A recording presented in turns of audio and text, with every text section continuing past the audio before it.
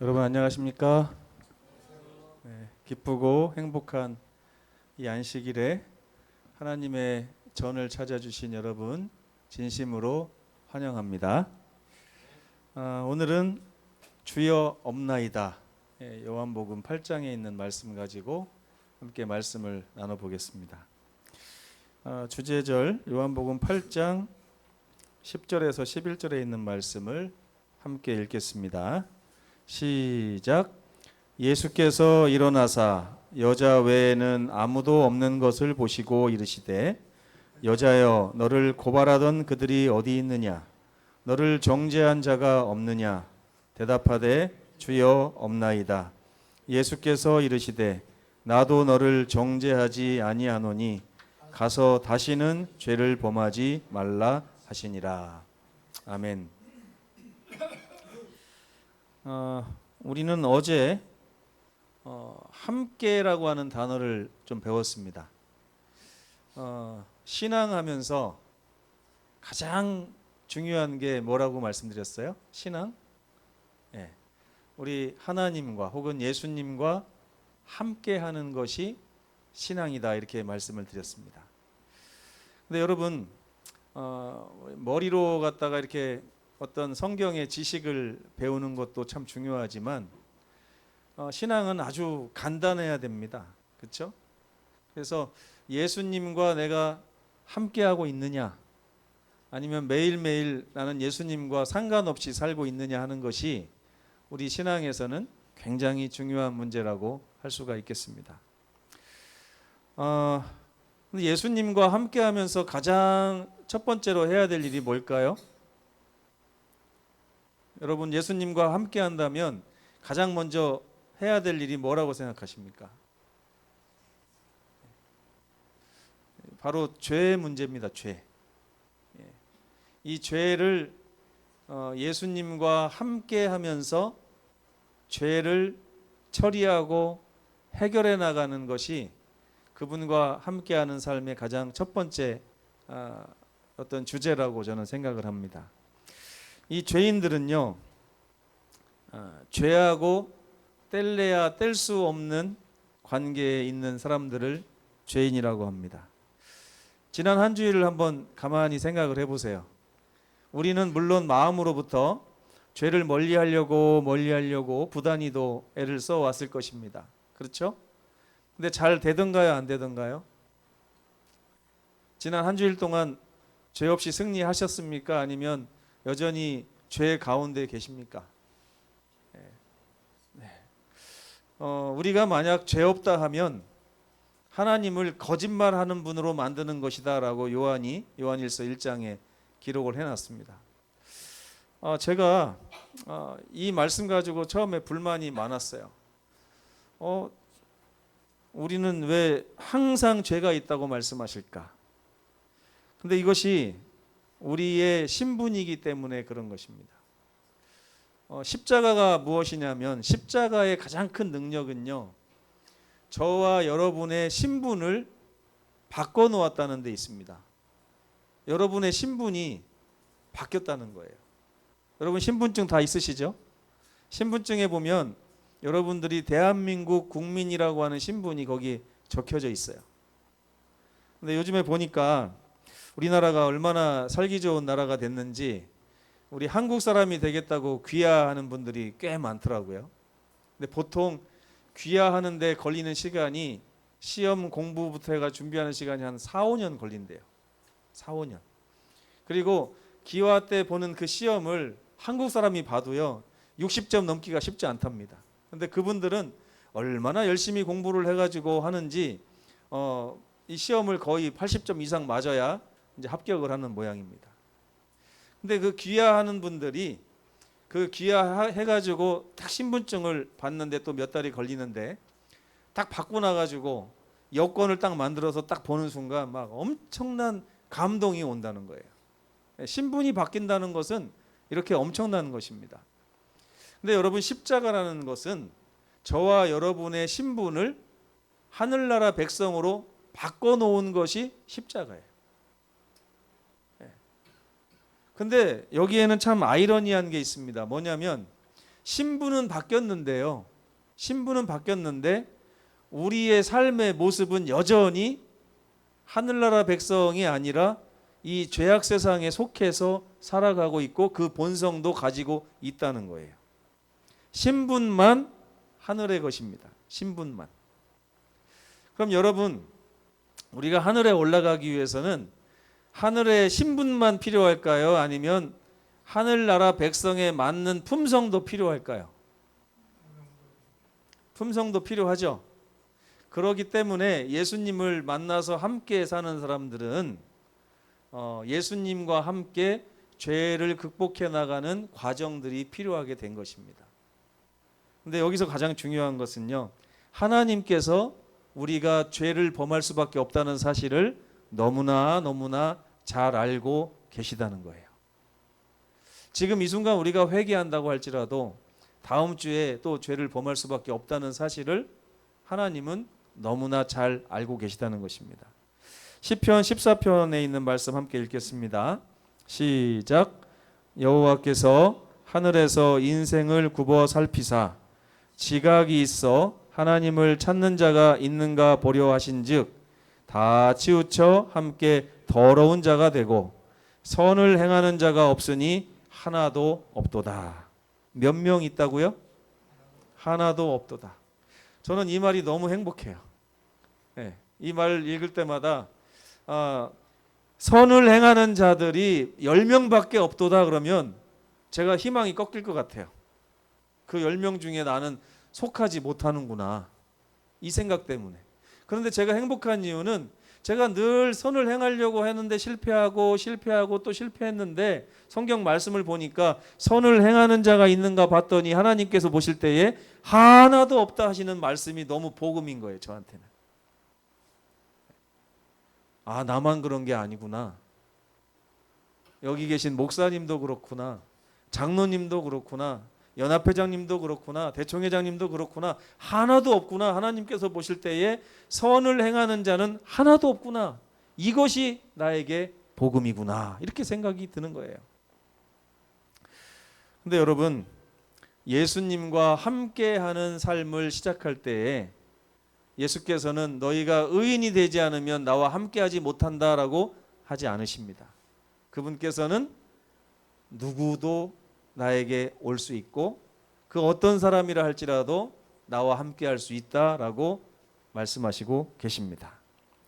사탄은요, 이 죄를 가지고 우리 죄인들을 공격합니다.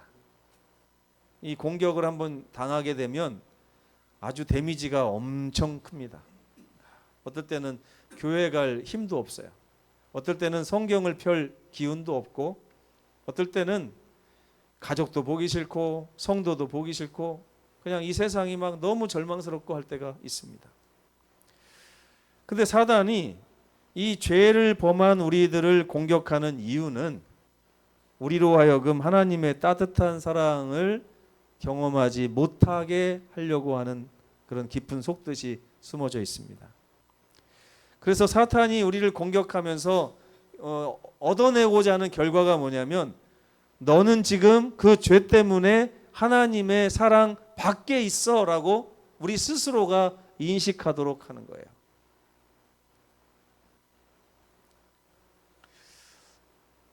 제가 꿈에서, 실제로는 없는데 꿈에서 사람을 죽인 적이 있습니다. 운전을 하다가 신호를 어기고, 제가 빨간불, 노란불, 파란불을 잘 구별을 하지만 저희 집사람이 늘 걱정하는 게 뭐냐면, 노란불이 되면 왜 설 생각을 안 하는가. 노란불이 되면 빨리 가야 된다는 생각이 더 빨리 드는 것 같아요. 근데 꿈에서 노란불에 지나가려고 악셀레이터를 탁 밟는 순간 보행자를 이렇게 팍 치고 제가 깜짝 놀라가지고 이렇게 당황하고 있는데 뺑소니를 쳤던 것 같아요. 제가 뺑소니를 안 할 사람처럼 보이지만 꿈에서 보니까 실제로 이런 일을 당하면 도망갈 사람이더라고요. 제가 꿈에서 뺑소니를 치고 너무나 겁나가지고 운전해가지고 막 그냥 도망가는 거예요. 도망가는데 뒤에서 경찰차가 삐뽀삐뽀 쫓아오고 막 쫓아오는 거예요. 야.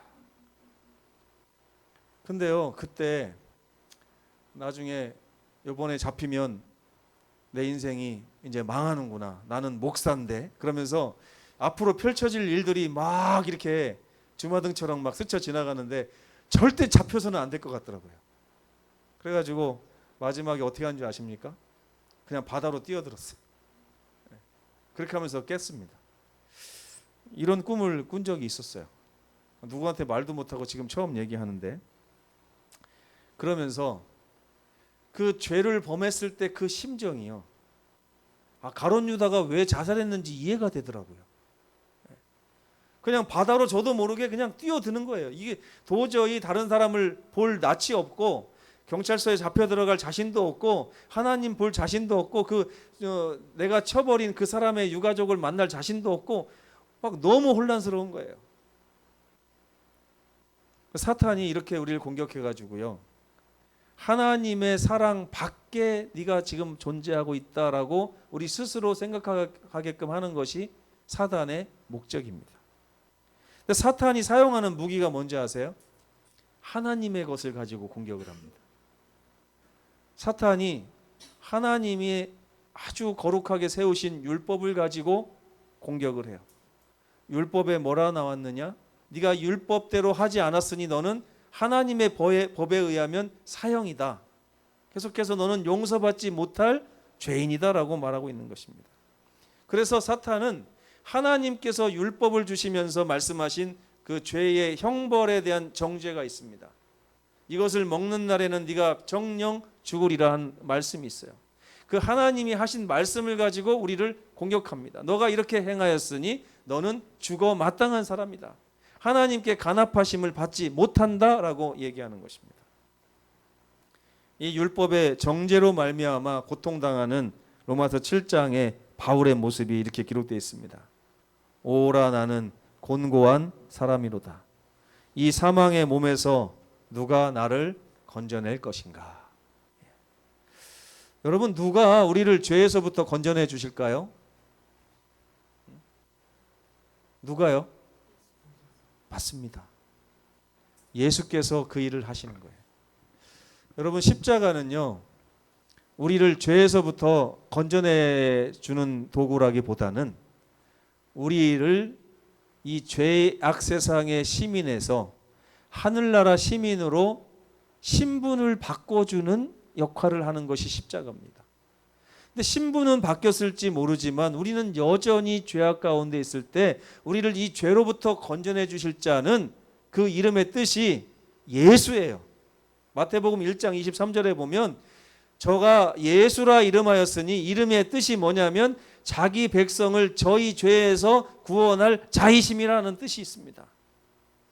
십자가가 여러분을 죄로부터 구원하는 거 아니에요.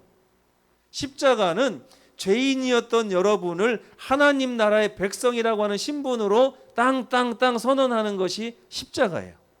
누구든지 십자가를 바라볼 때 내가 하나님 나라의 백성이구나, 아우 감사하다라고 하는 생각을 해야 됩니다.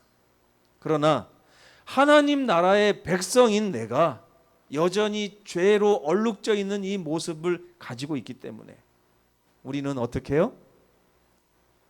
믿음의 주요 또 온전케 하시는 이인 예수님을 바라보고 그분과 함께 해야 되는 것입니다.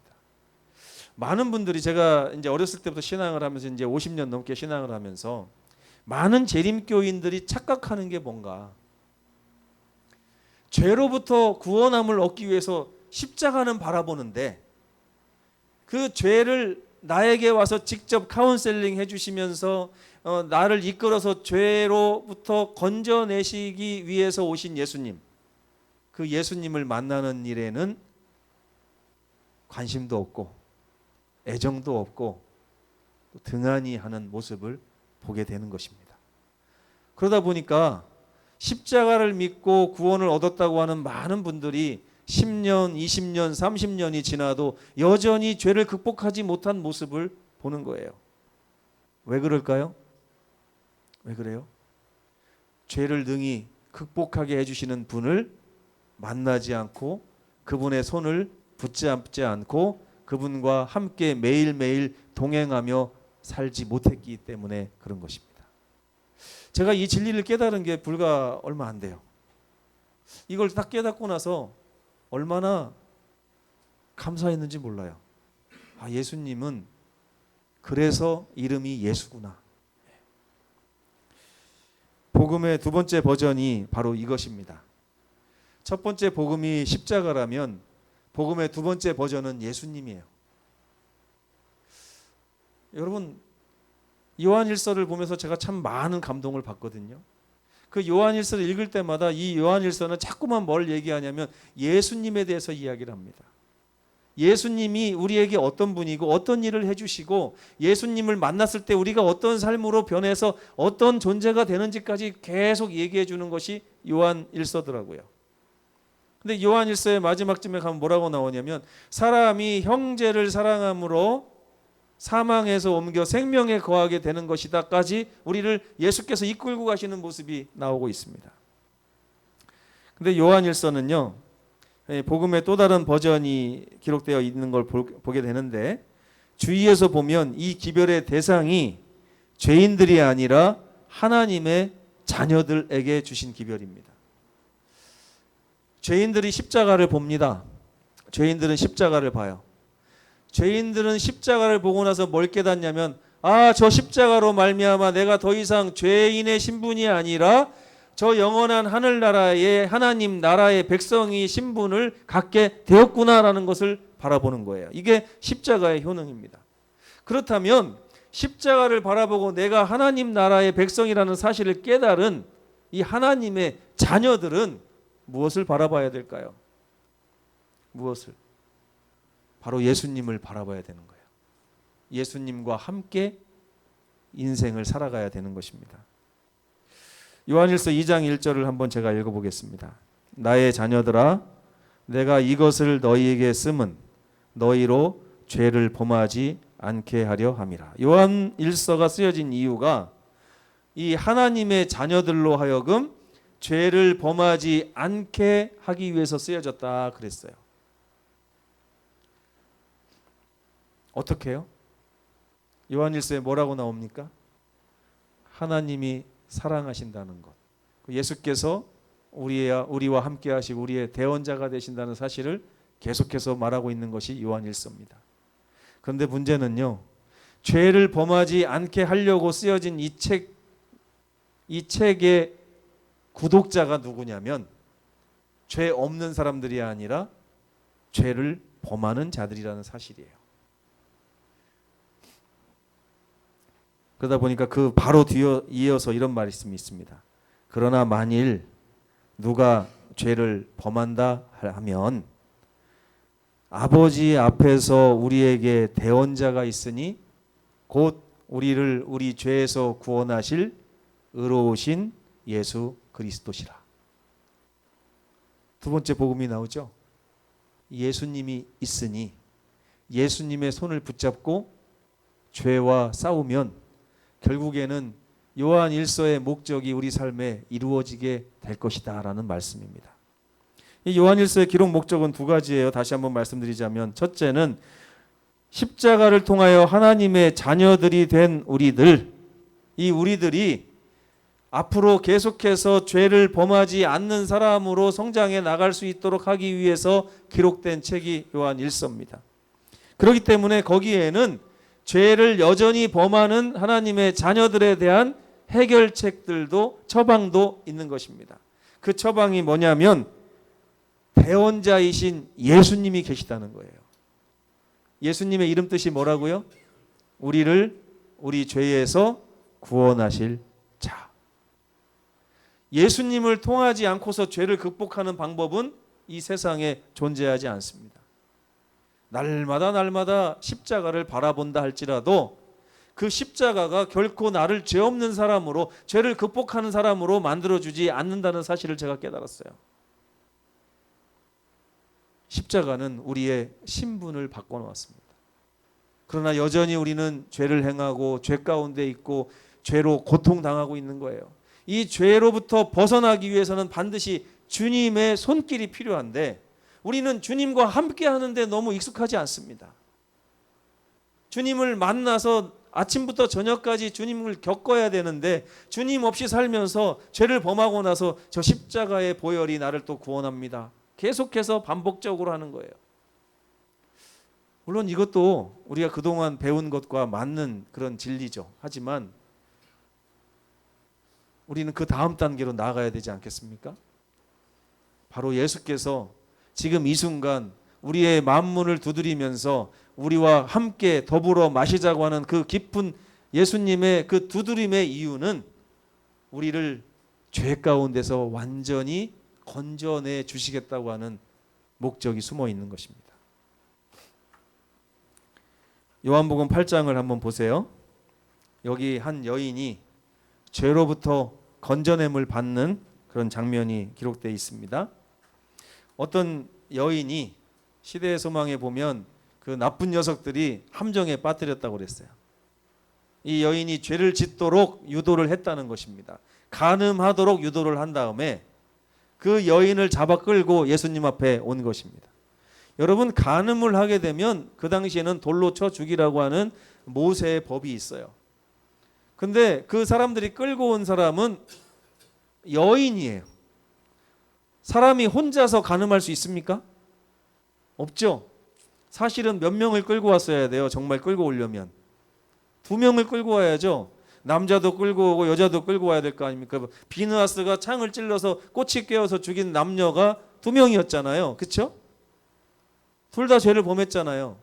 근데 이 요한복음 8장에는 여인만을 데리고 와서 의도적으로 이 여인을 범죄하게 만든 다음에 현장에서 잡아가지고 와서 예수님을 시험하는 거예요. 예수님, 이 여인이 간음하다가 현장에서 붙잡혔는데 모세의 율법에는 이러한 여자를 돌로 치라 명하였는데 선생님은 어떻게 하시겠습니까?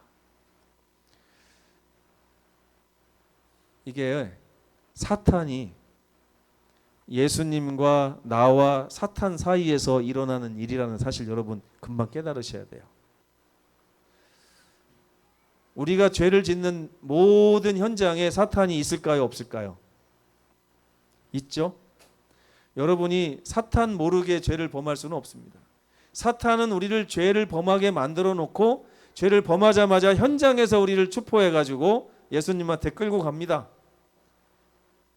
예수님, 요 놈이 죄를 범하다가 나한테 현장에서 붙잡혔는데 하나님의 율법에 의하면 죽이라고 했지 않습니까? 예수님 어떻게 할 겁니까? 그때 예수님께서 바닥에 앉으셔서 무엇인가를 막 쓰시니까 그것을 본 고소자들이 다 하나둘 도망갔습니다. 뭐라고 썼는지 모르겠지만 제가 생각하기로는요, 예수님이 쓰신 글씨가 보는 사람한테는 전부 다 자기 이야기로 보였던 것 같아요. 그렇기 때문에 예수님이 무슨 말을 썼는지가 기록되어 있지 않아요. 왜 그 내용을 기록을 안 해놨지? 제가 참 궁금했어요. 근데 가만히 보니까 사람마다 그 쓰시는 글이 다르게 읽혀졌기 때문에 어떤 말을 썼다라고 이렇게 기록을 못했던 것 같습니다. 마치 사도행전 2장에서 사도들이 막 설교를 했을 때 듣는 사람들이 다 자기 나라 말로 알아들은 것처럼 이 장면도 그랬던 장면이 아닌가 싶습니다. 그들이 다 뿔뿔이 도망갔어요. 그리고 나서 예수께서 쓰시면서 하시는 말씀이 뭐였어요? 죄 없는 자가 돌로 치라. 우리의 고소자인 사탄은 자기도 죄가 있기 때문에 절대 우리를 돌로 치지 못합니다. 죄 없는 자만 우리를 돌로 칠 수 있는데 그 죄가 없으신 분, 유일하신 한 분밖에 없죠. 성경이 기록되지만 예수께서 우리와 같이 시험을 당하셨을 때 죄가 없으셨다라고 사도 바울이 기록했습니다. 그 예수님만 남고 모든 고소자들이 다 떠났을 때 예수께서 이렇게 말씀하시는 것입니다. 그 여인을 보면서 여자야, 너를 고발하던 그들이 어디 있느냐? 너를 정죄한 자가 어디 있느냐? 그때 죄를 범하고 두려움에 떨고 있는 그 여인이 꿀먹은 벙어리가 됐던 그 여인이 비로소 고개를 들고 예수님을 바라보면서 얘기합니다. 주여, 나를 고소하고 내 죄를 문제 삼아서 너는 사형당해야 돼, 너는 돌로 맞아 죽어야 돼, 너는 하나님의 나라에 들어갈 수 없어라고 얘기하던 모든 자들이 지금 이 순간에 주님 앞에서 아무도 없나이다 라고 말하고 있습니다. 이것이 복음이에요. 예수께서 뭐라고 말씀하십니까? 죄 없는 내가 너에게 말하노니 나도 너를 정죄하지 아니하노니 가서 다시는 죄를 범하지 말라. 제가 한동안 예수님과 대척점에 서서 신앙을 했었어요. 예수님과 대척점. 예수님은 나에게 죄를 범하지 말라고 말씀하시면서 내가 너를 위해서 십자가를 졌으니 나의 보혈을 생각한다면 더 이상 죄를 짓지 말라 막 이렇게 얘기하니까 제가 죄를 질 때마다 저의 반대편에 누가 계신 것 같이 느껴지냐면 예수님께서 계신 것처럼 느껴지는 거예요. 그러니까 제가 죄를 범할 때마다 예수님과 가까워지는 것이 아니라 예수님과 점점점 멀어지는 거예요. 근데 제가 요한복음 8장을 통해서 깨달은 게 뭐냐면 예수님은 우리 편에 오셔서 나와 함께 같은 방향을 보시며 같은 문제를 가지고 같이 해결하시려고 하는 분이라는 사실을 깨닫게 된 것입니다. 나랑 한번 같이 해보지 않겠니? 나도 너를 정죄하지 아니하노니 가서 다시는 죄를 범하지 말라. 내 손을 잡고 한번 같이 살아보면 내가 너를 죄를 범하지 않는 사람으로 성장시키고 만들어 갈 테니 나와 함께하지 않겠느냐라고 우리를 초청하고 계신 것입니다. 나의 멍에를 메고 나에게 배우라. 나는 마음이 온유하고 겸손하니 하신 그 목적은 우리를 죄로부터 온전히 건져내 주시기 위해서 우리에게 손을 내미시는 예수님의 모습을 이야기하고 있는 것입니다. 여러분, 신앙하면서 가장 중요한 게 뭔지 아세요? 바로 내 옆에서 나의 가장 큰 문제인 죄의 문제를 해결해 주시기 위해서 나의 손을 잡으시기를 원하시고 함께 그 문제를 해결하기 원하시는 예수님의 눈을 바라보는 것입니다. 신앙을 하다 보면 정말 필요한 게 뭐냐면 바로 옆에서 용기를 주시는 예수님의 따스한 음성을 들어야 되는 것, 이것이 가장 중요한 것입니다. 많은 분들이 죄를 범하고 나면 아주 잔인한 차가운 사단의 음성은 쉽게 듣습니다. 그러나 바로 옆에서 우리의 대언자 되시는 그 제사장 되시는 예수님의 따뜻한 음성은 듣지를 못합니다. 네, 여러분, 주님의 따뜻한 음성을 들으시길 간절히 바랍니다. 우리 예수님께서는 우리를 정죄하기보다는 우리 편에서 오라, 우리가 서로 변론하자. 너희의 죄를 가지고 한번 연구해 보자. 너희 죄를 내가 깨끗하게 해줄 테니 내 손을 잡고 함께 걸어가자라고 요청하고 계십니다. 삶의 가장 밑바닥에서 괴로워하십니까? 그때 우리는 예수님의 음성을 들어야 합니다. 우리를 죄로부터 건져내 주시기 위해서 우리 옆에 와 계신 예수님, 그분의 음성을 경험하지 않는다면 우리는 결코 죄로부터 달아나지 못합니다. 사탄의 음성만 듣고 있다가는 망하기 쉽습니다. 그러나 예수님의 따스한 음성을 듣고 예수님, 저와 함께하여 주옵소서. 예수께서 뭐라고 하세요? 성경에 내가 뭐라고 기록했느냐? 내 세상 끝날까지 너와 절대 떨어지지 않고 함께한다고 약속했지 않느냐? 나는 너의 죄를 없이 하기 위해서, 너를 죄로부터 건져내 주시기 위해서 너에게 보냄받은 예수니라 하고 우리에게 말씀하시는 것입니다. 히브리서 기자가 얘기합니다. 그러므로 우리는 긍휼하심을 받고 때를 따라 돕는 은혜를 얻기 위하여 은혜의 보좌 앞에 담대히 나아갈 것이니라. 그 예수님께 나아가시는 저와 여러분 되시기를 간절히 바라며 오늘 말씀 마치겠습니다.